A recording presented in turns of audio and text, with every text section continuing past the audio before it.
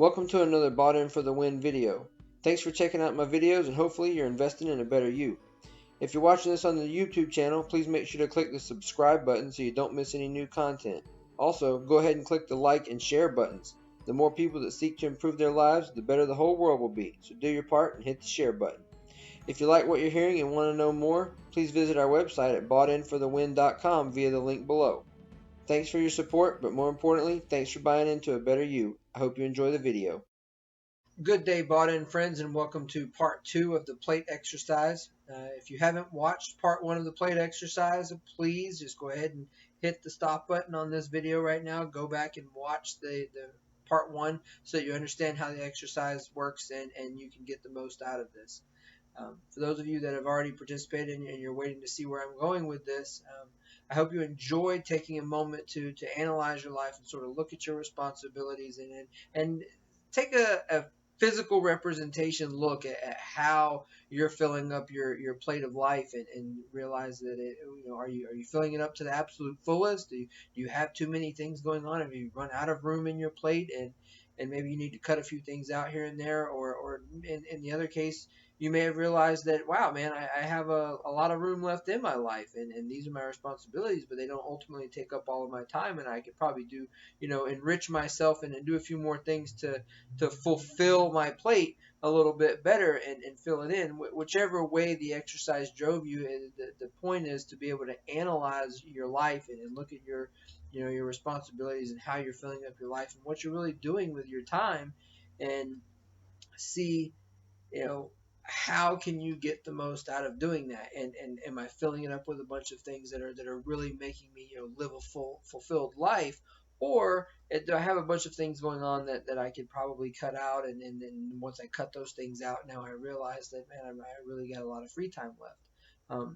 Talking about cutting out some of the things, and one thing I want to point out about this exercise is when you start doing it, and if this is all the time that I have in my life is what this plate of life and how I can fill it up, then why don't I start by getting rid of all of the excess first?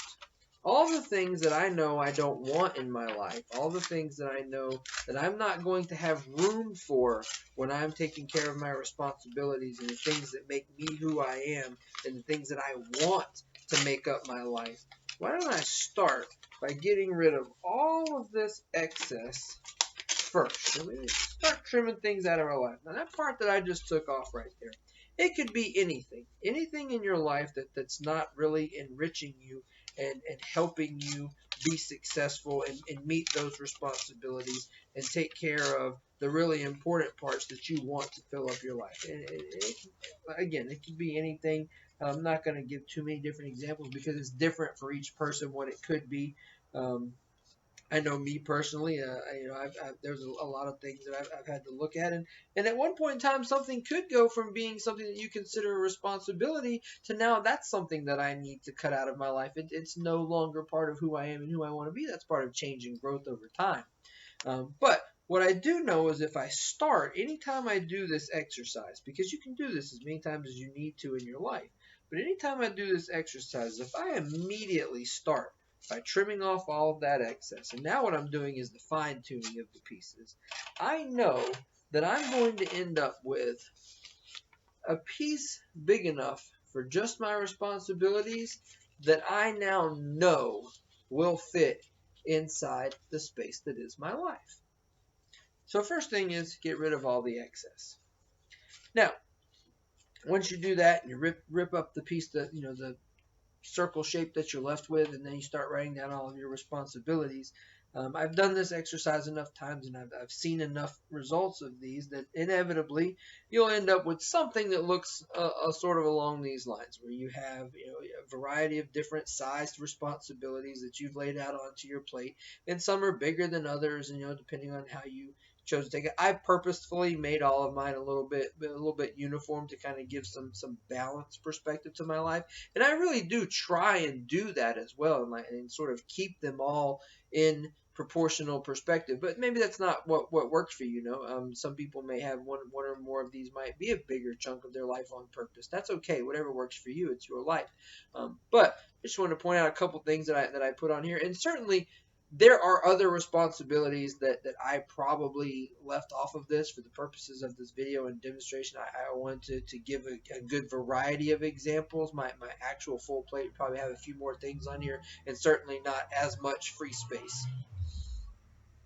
A couple things I have on here, managing this platform, building relationship with my wife and my kids, my house chores. I got to take care of the home front here. Building family time. A couple people that I'm still actively coaching, as far as coaching and mentoring, and then my actual working day job. And then you got to have a little bit of fun in there. This particular plate that I made, and the time I did this exercise, I probably overestimated my free time. But I want to point that out because when you look at that shows space in your life that you could fill that in. Hey, I've got a little bit more room for maybe another thing in my life. If these are actually proportionate to the amount of time that they're taking up in my life, then maybe I could do a little something else, take on a new hobby or something a little bit more enriching. But when I look at this plate right here, and this is very typical of every answer I've ever seen, I immediately see that there is one thing that is noticeably absent to me, but on very, very rare occasions have I had someone that actually considered this. When you're starting with the empty slate that we have, or empty plate that we have for our life, and how am I going to fill up my time and make my life be a fulfilled plate, we really need to consider starting with the foundation of all of those other responsibilities and take into account the thing that enables us to be able to meet the rest of those responsibilities. We have to put ourselves in the middle of our plate. We have to make sure that no matter what else I fill this plate up, whatever other responsibilities I take on in my life, that the main thing is accounted for. And why do I say that you must make yourself be the main thing? I'm not telling you to be some sort of egotistical or self-centered type person that considers yourself important above all other things in your life. I'm not saying that at all. What I'm saying is you have to account for self-maintenance first. Why? Because if you've watched the rest of my videos or read my platform website or the Facebook, any of the outlets, you know that we've defined success as the actualization of potential. Well, if I don't take care of myself first, then I'm not increasing my potential. I'm not actualizing my own potential, and therefore not creating the greatest amount of ability within myself to be able to meet and be successful in those other responsibilities. If you want to look at it from another perspective, if I don't include myself in this plate right here and make sure that I'm as capable as possible to meet the rest of these responsibilities, then I'm cheating all of these responsibilities. I'm taking something away from them that is a part of me. I'm not giving them the best of me because I haven't taken time to do self-maintenance and take care of myself. So again, when you do this exercise and you're balancing out all the different things that you have going on in your life and trying to figure out what responsibilities and reprioritizing things and sort of putting things in perspective, you really need to make sure that the part that makes the rest of it work, and so that you can be as successful as possible, is again making sure that you took time to take care of you. And you'll be amazed at how much the rest of those pieces will fall into place around you, and you'll have more time and be more capable of being more successful and being more supportive of those other elements of your life and being more successful in meeting your responsibilities when you've taken time to take care of yourself and do a little bit more self-maintenance. That's really the essence of what being bought in means. It's about buying into a better you to make you more capable and you more successful in whatever endeavors and responsibilities you take on, so that you have a greater capacity to fulfill your life and fulfill your plate. Stay bought in, buy into a better you. And if you aren't bought in, then you sold out. Don't sell out.